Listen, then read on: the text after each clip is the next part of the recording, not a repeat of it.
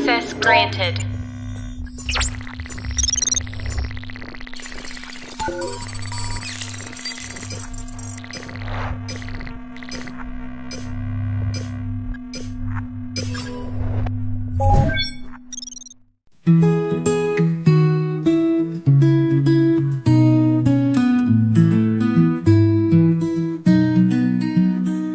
Di balik pintu kelas, dunia terbentang luas. Seorang guru berdiri, mengajar dengan penuh motivasi. Ku amati setiap gerak, setiap kata yang terucap, mencari makna di balik setiap sikap. Observasi. Assalamualaikum warahmatullahi wabarakatuh. Waalaikumsalam warahmatullahi wabarakatuh. Selamat pagi dan salam sejahtera. Baik, Bapak dan Ibu, alhamdulillah kita bersyukur kepada Allah. Hari ini Ibu dapat menjelaskan atau berdiskusi dengan Bapak dan Ibu guru untuk kegiatan pelaksanaan observasi. Baik Bapak dan Ibu, di sini Ibu akan menjelaskan sebelum kegiatan observasi ada beberapa hal yang harus diketahui oleh Bapak dan Ibu.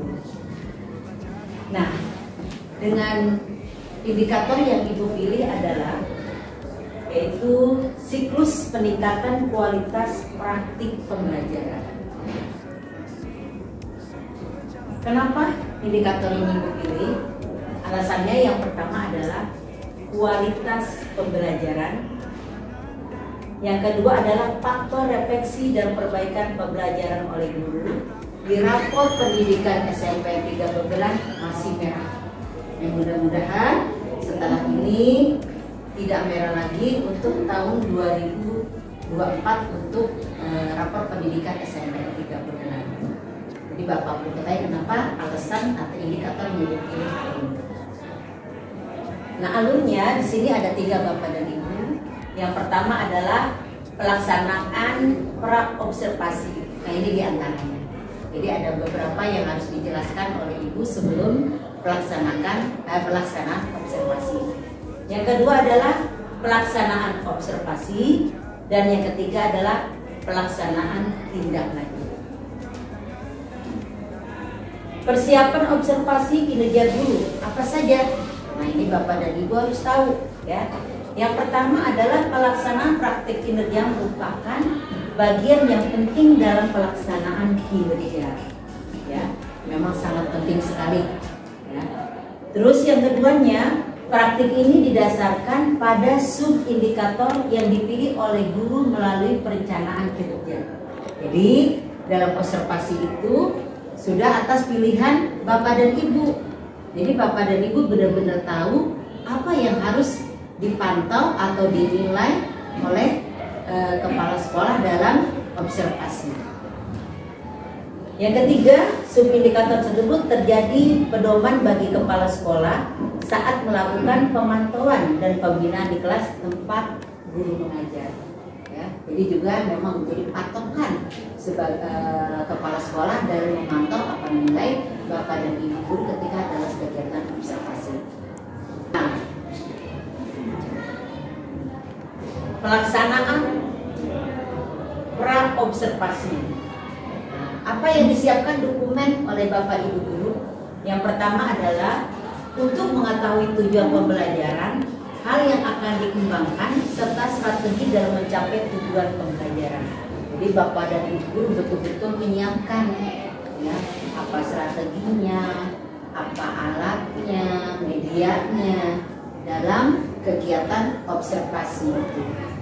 Selanjutnya, upaya merumuskan fokus perilaku supaya mempelajari dan jadwal observasi kerja. Jadi Bapak dan Ibu guru observasi itu terjadwal dulu, ya, berdasarkan jadwal, tidak asal-asalan. Ya. Terus ketiganya, guru dalam menentukan upaya apa yang diperlukan untuk memahami target perilaku yang telah dipilih sesuai dengan sub-indikator yang akan diobservasi oleh KS. Jadi pemilihan indikator itu sangat penting karena hal itu yang akan diobservasi oleh kepala sekolah. Selanjutnya, guru berdiskusi dengan kepala sekolah untuk menyepakati target perilaku yang dipelajari. Jadi Bapak dan Ibu guru diskusi dengan kepala sekolah pada hari ini, apa sih yang perlu dipelajari oleh Bapak Ibu dan Bapak Ibu agar lebih siap lagi dalam observasi, ya.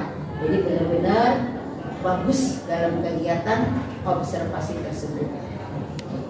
Terus guru juga dapat mengunggah dokumen RPP, bahan ajar atau perangkat. Jadi jangan lupa dalam observasi, ya, ada RPP atau bahan ajar.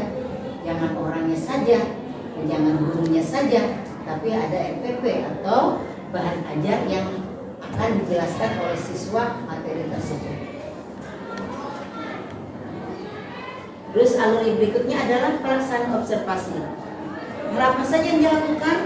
Yaitu pertama adalah pemantauan yang akan dilakukan oleh kepala sekolah akan dimulai setelah dokumen persiapan yang diajukan oleh guru.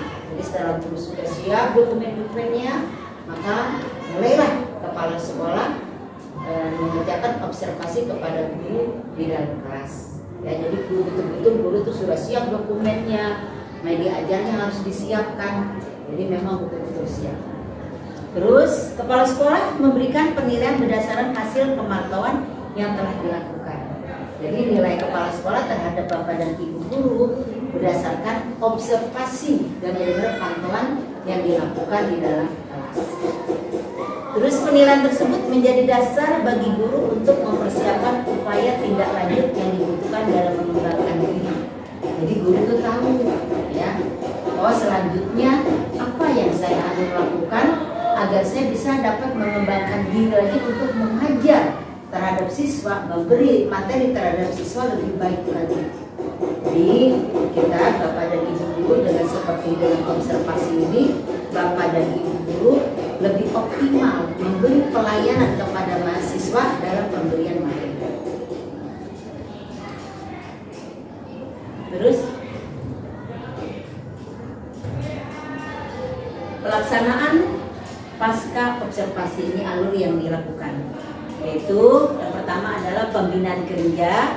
Apa saja dokumen yang diperlukan dalam tindak lanjut guru dalam menentukan upaya perbaikan yang diperlukan untuk meningkatkan praktik kerja. Jadi guru ini betul-betul mempersiapkan diri apa saja kah perbaikan yang diperlukan agar praktik pembelajaran Bapak Ibu lebih baik. Terus guru dapat diskusi dengan kepala sekolah untuk menyepakati tindak lanjut dan menentukan dukungan apa atau upaya apa yang dibutuhkan untuk melakukan peningkatan praktik kerja. Jadi guru itu bisa mengusulkan kepala sekolah, Ibu, saya misalnya kurang medianya, ini kurang apa? Ibu, saya lebih ingin lagi diberi kegiatan workshop misalnya, agar saya lebih profesional lagi dalam mengajar atau memberikan peningkatan mengajar kepada siswa. Terus pilihan belajar untuk upaya tindak lanjut dapat dilakukan melalui platform Merdeka Mengajar atau media lain. Pelaksanaan tindak lanjut atau refleksi, ya. Jadi kalau Bapak dan Ibu setelah diobservasi, maka Ibu melakukan tindak lanjut atau refleksi. Biasanya nanti Ibu panggil ke ruang Ibu, ya. Jadi misalnya setelah Ibu selesai observasi, nanti Ibu bilang kepada Bapak dan Ibu guru, Bapak dan Ibu tolong ya, nanti ke ruang Ibu karena ada refleksi. Agar kenapa? Ya ini, ya, guru dapat memahami dengan mempelajari upaya atau tindakan yang ingin dilakukan sejalan dengan pilihan tindak lanjut yang telah dipilih. Oh, saya harus ini, ya. Jadi apa? Nah, jadi bisa lebih belajar baik, memberi materi lebih baik lagi. Jadi tahu tindak lanjutnya, tahu kalau ibarat kita tahu kekurangan kita apa.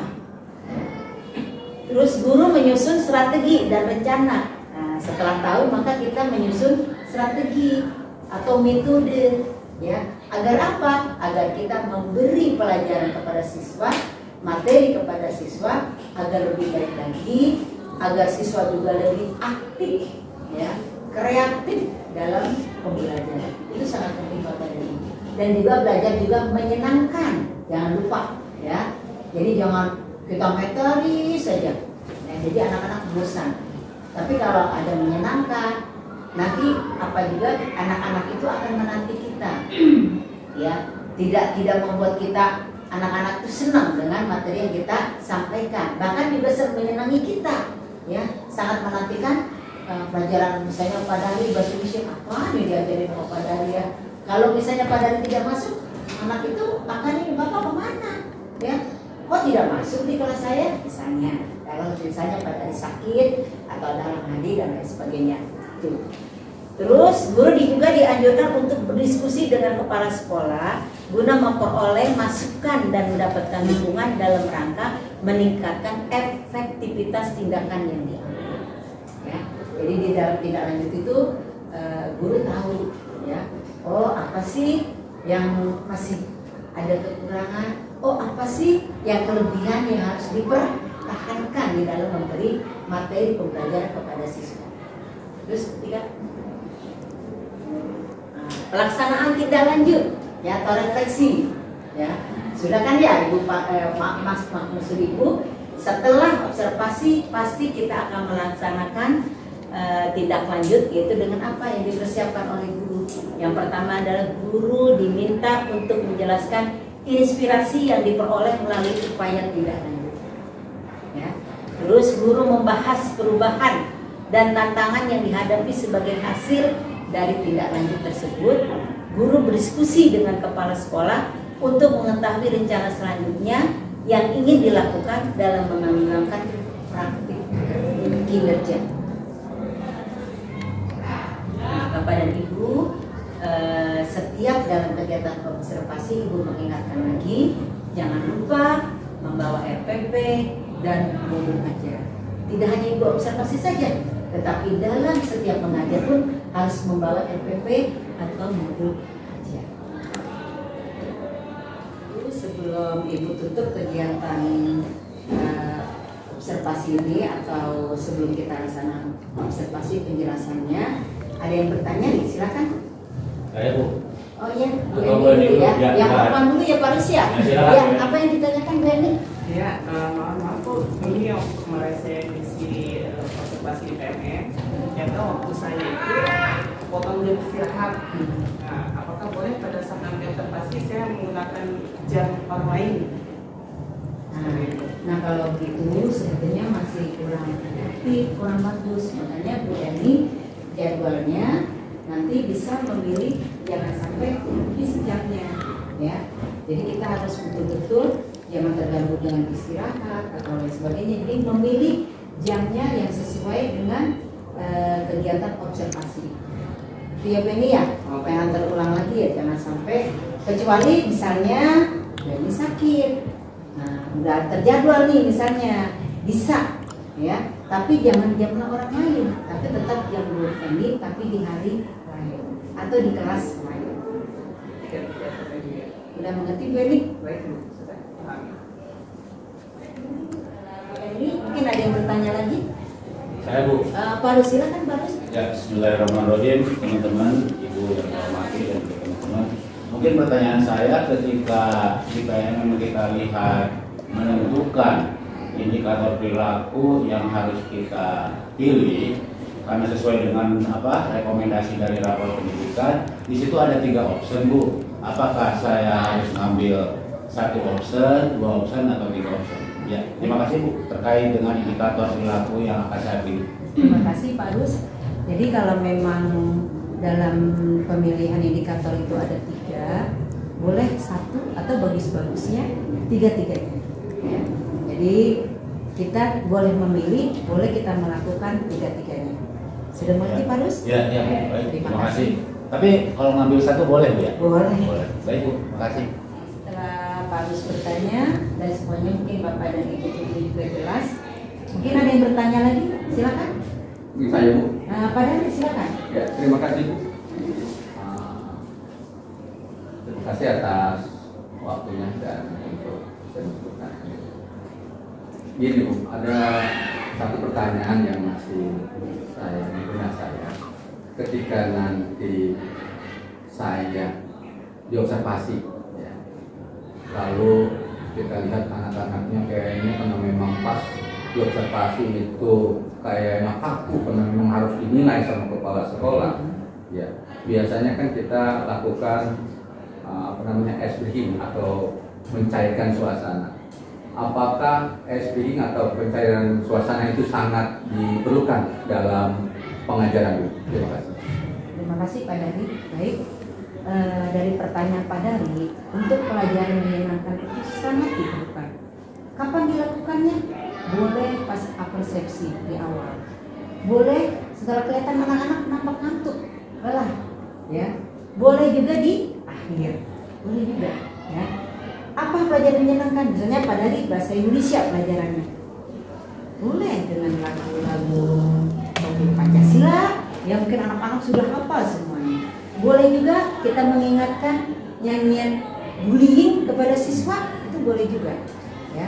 Jadi kalau bahasa Indonesia mau bingung, ya apa yang harus menyenangkan ya? Tapi nggak apa-apa. Profil Pancasila kah, mengingatkan bullying kah, menyanyi lagu apakah, atau dengan video apakah, video gambaran film dan apa saja. Ya. Itu yang perlu dilakukan dan sangat penting, sangat penting. Karena pelajaran sekarang harus yang menyenangkan yang tadi yang dibahas agar apa? Tidak bosan siswa itu dalam kegiatan pelajaran bahasa Indonesia. Beda dengan olahraga. Kalau olahraga Pak Ginting ya dihidangkan anak-anak mau renang, apalagi ada senam, ya, karena tidak pakai otak, dia hanya pakai fisik, ya. Tapi kalau pelajaran matematika, pelajaran bahasa Indonesia itu kan pakai otak, maka perlu adanya yang menyenangkan. Boleh dengan ringan, misalnya kita dengan tepuk 1 untuk anak presentasi, tepuk 2, tepuk 3, ya. Nanti apa? Kalau misalnya ada yang salah, boleh kita beri sangat di depan saja.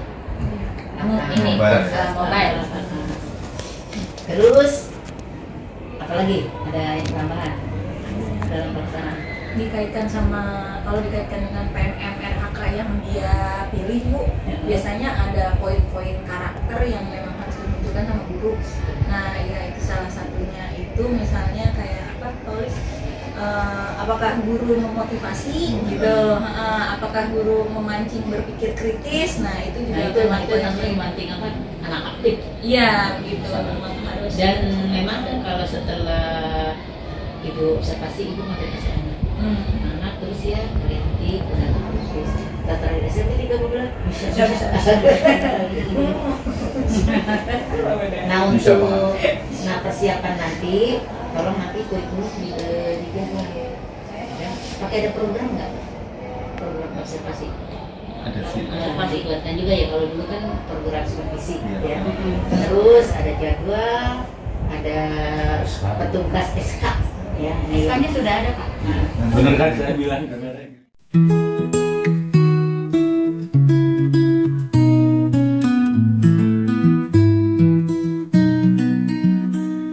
Di balik pintu kelas. Assalamualaikum. Waalaikumsalam. Manggil Oh, saya, Pak Bu, ya? Rus. Iya, Bu. Silakan masuk. Duduk, Pak Rus. Ya, sehat, Bu. Alhamdulillah. Pak Rus Ya, sudah terima sehat kasih. kan ya? Alhamdulillah sehat, Bu. Kebetulan kemarin setelah pelaksanaan observasi KBM di kelas, memang Pak Rus Ibu panggil ke ruang Ibu ya, karena ada beberapa hal yang harus Ibu sampaikan, itu tentang refleksi diri dari observasi. Oh, iya, Bu. Nah, Pak Rus, ada beberapa catatan Ibu yang perlu Ibu sampaikan. Yang pertama adalah apa yang menurut Pak Rus berjalan baik dalam pembelajaran hari ini? Kalau menurut saya, berdasarkan saya berdiskusi sebelumnya dengan Ibu waktu pra observasi, saya ingin menerapkan satu metode pembelajaran berdiferensiasi, Bu. Artinya si anak dari semua lapisan itu biar bisa berperan aktif dan berkolaborasi, bekerja sama, sehingga tidak bisa membeda-bedakan semuanya pada siap untuk belajar, yakni membuat satu karya produk dari materi meyakini hari akhir, bersikap mawas diri, yakni membuat satu peta konsep atau infografis. Alhamdulillah secara pembelajaran pelaksanaan di kelas setelah mereka berkelompok, kemudian menentukan jenis karya produk apa atau peta konsep apa yang akan mereka buat, baik itu misalkan Alam Barzah, ada Yaumul Mizan, Yaumul Mahsyar. Mereka semua berperan aktif. Alhamdulillah secara keseluruhan pembelajaran berdiferensiasi dalam membuat karya infografis atau peta konsep bisa berjalan dengan sesuai rencana semula seperti yang saya diskusikan dengan Ibu. Ya. Betul ya, memang setelah Ibu observasi ketika kegiatan belajar mengajar, betul anak-anak aktif ya. Jadi memang tujuannya agar tidak kita membeda-bedakan ya. Terus untuk pertanyaan yang kedua, nah apa sih yang Pak harus lakukan atau perbaiki atau tingkatkan pada pembelajaran selanjutnya?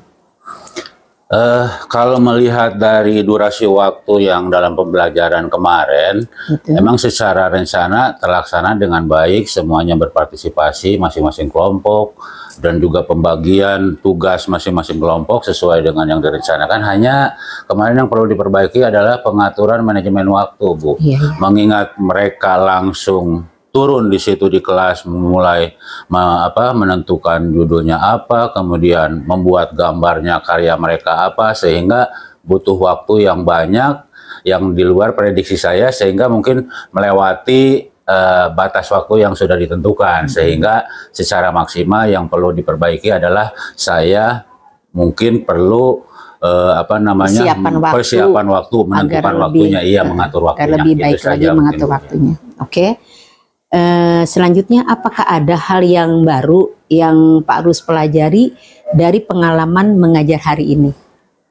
Hal barunya adalah ternyata kalau dilihat dari kemampuan dan potensi anak-anak itu, ternyata mereka memiliki kemampuan dalam menggambar, sehingga ada keasikan tersendiri dari masing-masing siswa itu. Ada yang menggambar misalkan kalau Yaumul Mizan itu gambar timbangan, kemudian mewarnainya, sehingga mereka pada asik gitu. Dan itu bahasanya baru kita ketahui mereka punya potensi seperti itu. Apalagi kemarin kebetulan kita kan dengan koneksi internet, baik itu dengan Canva ataupun dengan Puisis, sehingga mereka punya pengalaman baru di bidang digital untuk bisa melihat ke internet sebagai bentuk perbandingan dalam mereka membuat peta konsep itu. Dan itu sebagai suatu pembelajaran yang baru buat anak, sehingga mereka lebih asik dan menambah wawasan baru mereka gitu. Betul Pak Rus ya. Jadi memang kita itu membiasakan anak untuk belajar digital ya. Kenapa? Sekarang sudah masanya anak-anak belajar atau menguasai digital. Baik Pak Rus, untuk selanjutnya ada lagi untuk yang catatan Ibu dari observasi kemarin. Ini ada pertanyaan juga. Jika observasi menunjukkan siswa kurang aktif, apa yang dapat Pak Rus lakukan untuk meningkatkan keterlibatan siswa dalam pembelajaran?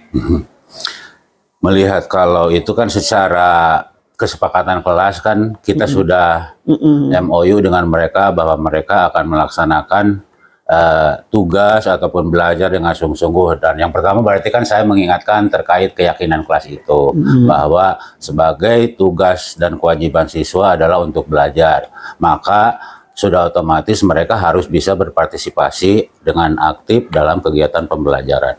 Kalaupun ada hal semacam anak yang kurang aktif, ya mungkin pendekatan yang saya laksanakan adalah bertanya dulu kenapa, tapi secara tugas langsung pada saat itu berarti anak diupayakan untuk bisa bergabung karena ada pembagian tugas masing-masing. Si anak misalkan yang ketuanya, kemudian anggotanya mencari informasi lain, dan itu mungkin bisa biar bahasanya lebih spontan, kita deketin ke anaknya untuk bisa ikut berpartisipasi dalam kelompoknya gitu, Bu. Agar belajarnya lebih aktif lagi ya. Untuk aktif. Karena memang sesuai dengan karakter sekarang ya, anak itu memang harus aktif dan juga bernalar kritis ya. Betul, Bu.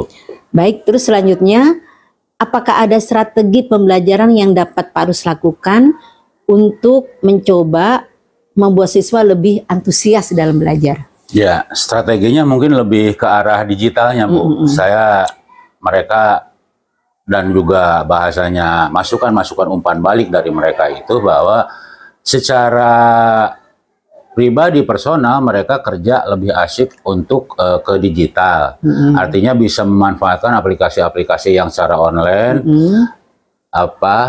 baik itu tadi Canva ataupun misalkan Google Forms dan sebagainya. Tapi yang sudah saya laksanakan itu salah satunya adalah baik itu Canva ataupun Quizzes. Kemudian dalam melaksanakan asesmennya itu memakai Google Form juga secara online, sehingga secara penilaian bisa lebih mudah, lebih simpel. Kemudian mereka juga asik di situ. Asiknya artinya bisa secara digital langsung via baik itu laptop ataupun HP, mereka bisa langsung berkolaborasi, berperan aktif, interaktif untuk pembelajaran itu. Artinya secara kesimpulan strategi saya itu ke depan biar lebih memaksimalkan lagi dan juga menyenangkan anak untuk belajar adalah dengan memanfaatkan aplikasi-aplikasi digital yang ada di internet untuk pembelajaran gitu. Ya, betul. Memang setelah Ibu observasi di kelas juga waktu ketika kegiatan KBM Pak Rus, anak-anak sangat antusias dan menjadi menyenangkan pembelajarannya. Nah, terus ini Pak Rus, ada permasalahan lagi. Misalnya, ya, strategi apa yang Pak Rus lakukan bila suasana kelas itu kurang kondusif? Nah, ya betul. Kalau tidak kondusif berarti kan tadi seperti ya ada anak yang tidak berpartisipasi, itu merupakan salah satu kejadian yang pasti ada saja di dalam kelas itu. Iya, yang pertama langkah saya kan adalah pertama mengingatkan strateginya itulah mengingatkan kesepakatan kelas. Kesepakatan kelas baik itu misalkan kebersihan ketika kita masuk pertama kali diingatkan kalau masih ada sampah, kemudian anak yang misalkan bahkan lebih banyak bercandanya kita ingatkan lagi sesuai kesepakatan itu, sehingga setelah kesepakatan itu dipahami oleh anak dan juga kita, anak menyadari kesalahannya di mana, setelah tahu kesadarannya harus seperti apa dia untuk memperbaiki itu. Dengan adanya kesepakatan kelas itu, kalau perlu misalkan seperti saran Ibu sampaikan, ditunjukkan untuk kesepakatannya itu di dalam layar monitor, sehingga anak tahu bahwa inilah proses yang mungkin anak dilaksanakan dan tidak sesuai, kita ingatkan dengan keyakinan kelas itu atau kesepakatan kelas, dan juga langkah apa yang harus dikerjakan anak sehingga dia menyadari kesalahannya dan menjadi ikut terlibat dalam kegiatan itu sehingga tidak mengganggu kegiatan belajar yang lain. Itulah mungkin fungsinya dari segitiga restitusi. Jadi kita berharap tidak dengan hukuman atau apa, tapi dengan menyadari kesadaran mereka terhadap kesalahan yang mereka perbuat. Gitu. Jadi memang kesepakatan kelas itu sangat penting, atau kesepakatan dalam kegiatan belajar mengajar biar anak-anak lebih kondusif ya, dan lebih memperhatikan ketika dalam pembelajaran itu ya. Dan kalau sanksi boleh juga sih Pak Rus ya, tapi yang jangan bersifat fisik ya, tapi berdasarkan komitmen kelas juga. Apa sih sanksi-sanksinya gitu. Baik Pak Rus, selanjutnya juga bagaimanakah Pak Rus dapat mengatasi perilaku siswa yang mengganggu proses pembelajaran? Biasanya kadang-kadang kan anak ada aja ya yang iseng ya ke temennya bercanda dan lain sebagainya. Bagaimana tuh Pak Rus? Kalau strategi saya kan biasanya kalau anak itu kan karena mungkin merasa tidak termonitor kita, kalau saya mah biasanya ya kita datengin anaknya, kenapa misalkan tidak. Seperti tadi itu, kembali lagi mengingatkan kepada kesepakatan kelas atau keyakinan kelas bahwa seharusnya yang dilakukan oleh siswa itu dalam kegiatan belajar seperti apa. Dan yang paling penting adalah pendekatan face to face pada saat itu, sehingga kalau kita langsung kontrol, ada pantauan evaluasi ke mereka langsung, mereka juga pasti akan kembali lagi ke fokus pembelajaran. Jadi kalaupun misalkan tadi ada salah satu atau dua orang yang sekiranya bisa mengganggu kegiatan kondusivitas belajar, ya kita datangi. Biasanya kalau kita datangi oleh gurunya, mereka juga akan memperbaiki sendiri bahwa kembali ke belajar gitu. Baik Pak Rus ya.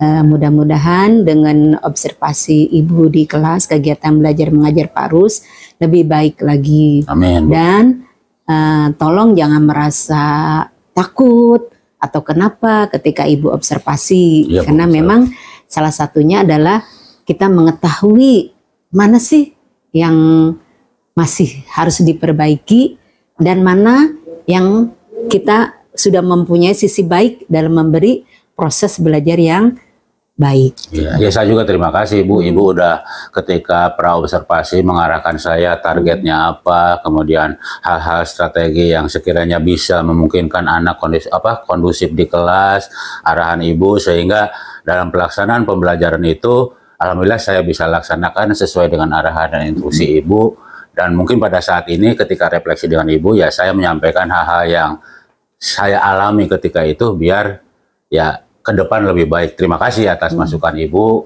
biar ke depannya bisa lebih baik lagi dan juga anak pembelajarannya lebih menyenangkan. Pokoknya kita belajar lebih menyenangkan dan memberi pelayanan terhadap siswa pun lebih baik lagi dalam kita memberi materi pelajaran. Ya. Mungkin cukup sekian ya Pak Rus ya. Ya, terima kasih atas kehadirannya. Semoga kita selalu sehat. Amin, amin. Dan diberi kemudahan dalam segala hal. Ya, amin Bu. Terima kasih. Iya Bu, terima kasih. Mudah-mudahan bisa lebih baik lagi.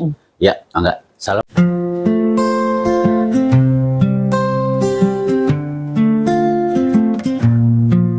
Di balik pintu kelas, dunia terbentang luas.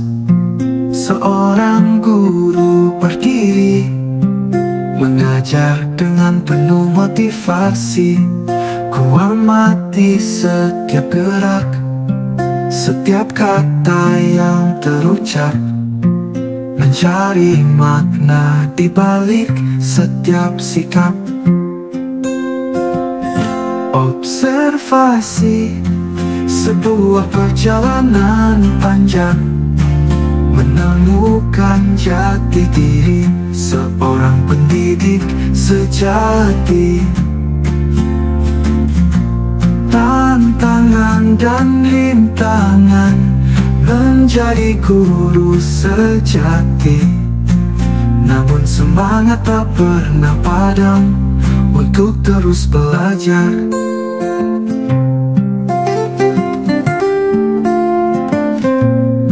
Strategi pembelajaran beragam dan inovatif,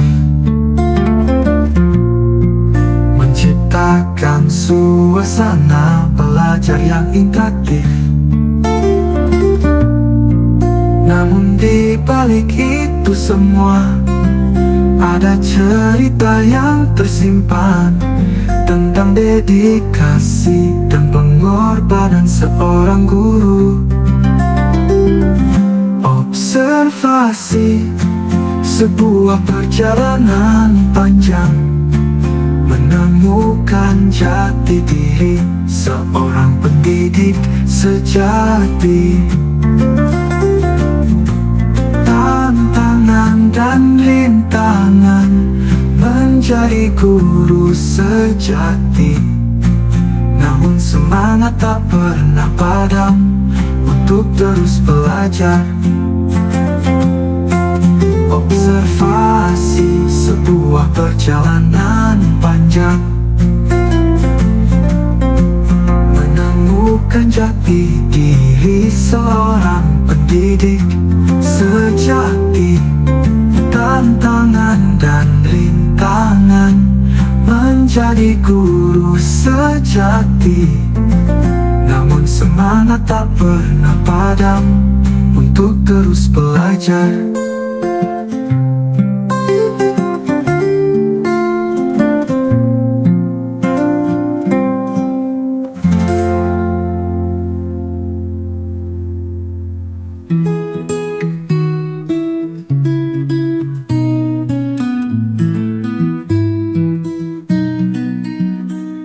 Di balik pintu kelas, dunia terbentang luas. Seorang guru berdiri, mengajar dengan penuh motivasi. Ku amati setiap gerak, setiap kata yang terucap, mencari makna di balik setiap sikap. Observasi sebuah perjalanan panjang, menemukan jati diri seorang pendidik sejati. Tantangan dan rintangan menjadi guru sejati, namun semangat tak pernah padam untuk terus belajar.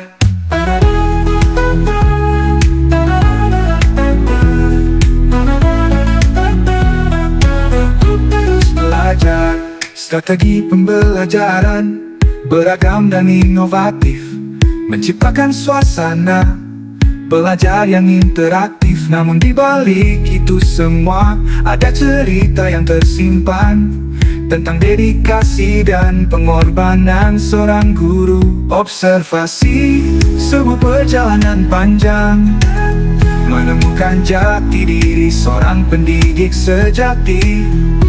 Tantangan dan rintangan menjadi guru sejati, namun semangat tak pernah padam untuk terus belajar.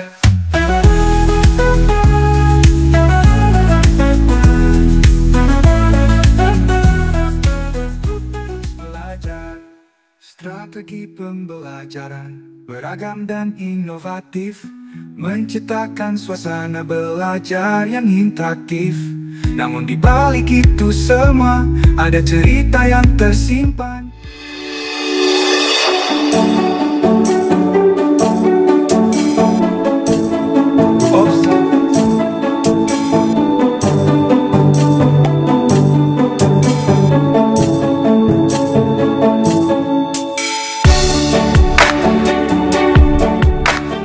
Sejati, namun semangat tak pernah padam untuk terus belajar.